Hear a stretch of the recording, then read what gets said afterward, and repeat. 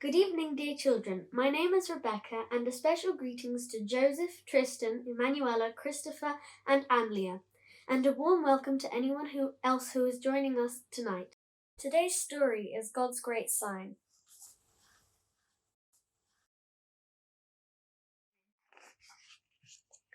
God gave Moses a message for his people. Moses told God's people to take a lamb and sacrifice them. He told them to put the blood over their front doors. The blood of the lamb was God's great sign.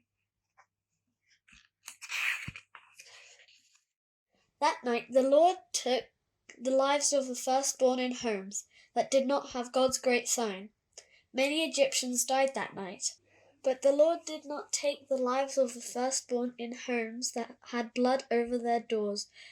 God passed over the families of Israel.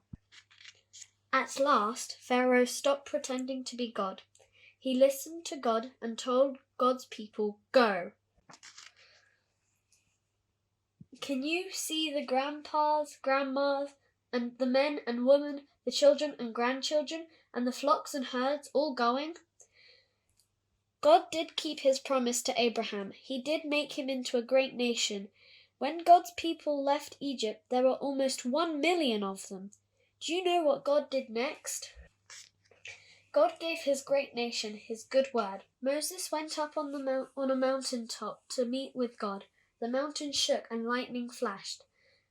God spoke to Moses, and then Moses told the people all that God had said. Moses told them how to love God. Moses told them how to love others. Moses told them how to live as God's people. And to make sure that no one would forget, Moses had God's words written down in God's holy book. But do you know what happened? Something sad. God's people still forgot God's word. Many of them doubted that God's word was good. Many of them disobeyed God's word. Many of them did not let God be king over them. So God punished his people. He made them live in the desert for a long, long time. But after 40 years, God was ready to keep another part of his promise. God was ready to bring his people into their own place. Our next story will be Going into God's Place.